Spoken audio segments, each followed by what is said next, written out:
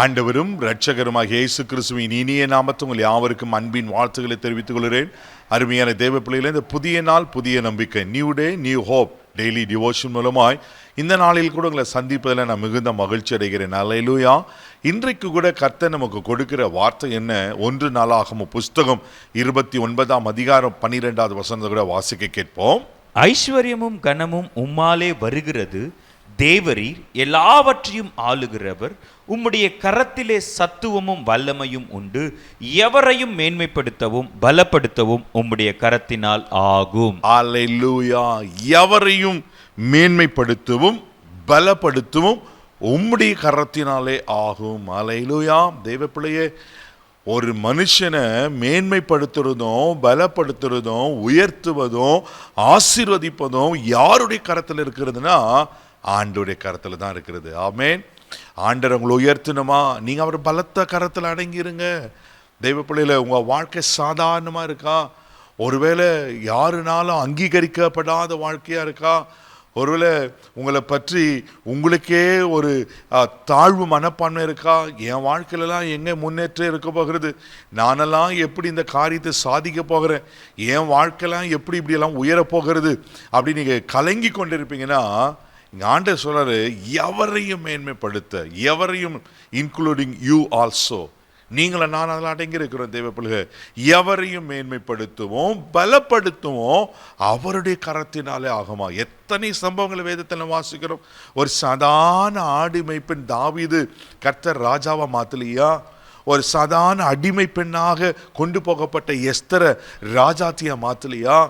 தேவ பிள்ளையில ஆமீன், அடிமையாக கொண்டு போகப்பட்ட தானியேலை அதிபதியாக மாற்றலையா?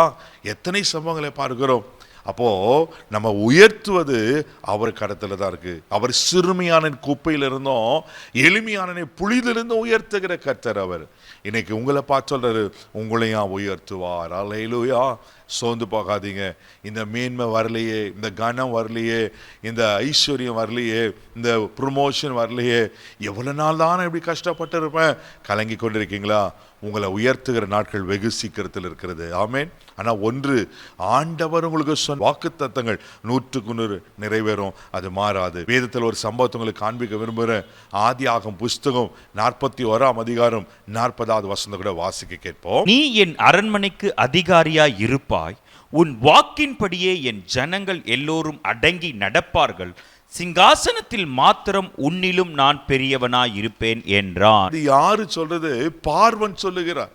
யாரை பார்த்து சொல்லுகிறாரு? யோசேப்பை பார்த்து சொல்லுகிறார்.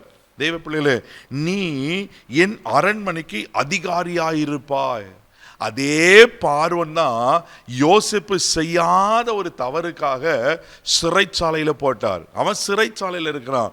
அந்த சிறைச்சாலையில் இருக்கிற மனுஷனை கொண்டு வர சொல்லி அவனை அதிகாரியை மாற்றுகிறார். ஏன்னா பார்வன் ஒரு சொப்பனை பார்க்குறாரு. அந்த சொப்பனத்துக்கு எந்த மந்திரவாதிகளால் அர்த்தம் சொல்ல முடியல. அப்போ இந்த அர்த்தம் சொல்ல ஒரே மனுஷன் இருக்கிறார். யார்? யோசேப்பு.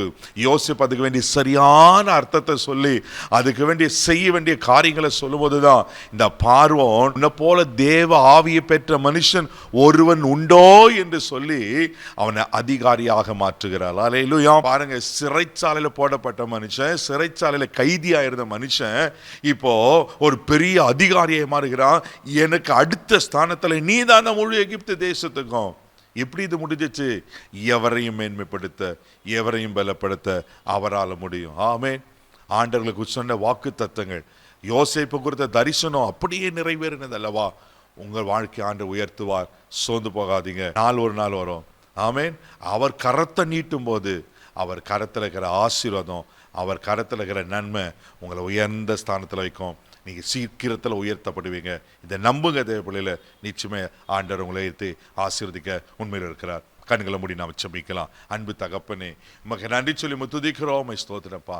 எவரையும் மேன்மைப்படுத்த எவரையும் பலப்படுத்த உம்ம கரத்தில் தான்ப்பா ஆகும். உங்கள் கரத்தில் தான் ஆகும்.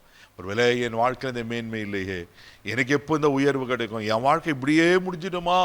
எனக்கு இந்த வேலை கிடைக்காதா, இந்த திருமணம் நடக்காதா, இந்த ப்ரொமோஷன் கிடைக்காது, இந்த நான் மேலே நடுக்க போக மாட்டேன்னா, அன்றவரை எதுக்கெல்லாம் அங்கலாய்த்து கொண்டிருக்கிறாங்களோ, இன்றைக்கு இயேசுவின் நாமத்தினால உங்க கரத்தில் இருக்கிற நன்மை இவர்களுக்கு வெளிப்படுவதாக நிச்சயிக்கிறப்பா. இவரை ஆசீர்வதியும். கனப்படுத்தும். நீங்கள் அப்படி செஞ்சிட்டீங்க, அதற்கு ஸ்தோத்திரம். இந்த நாள் முழுதும் கரம் பிடித்து நடத்தும் இயேசுவின் மூலம் ஜெபக்கலம் பிதாவே, ஆமென். அவர் உங்களை உயர்த்துவார். தைரியமாக போங்க. God bless you.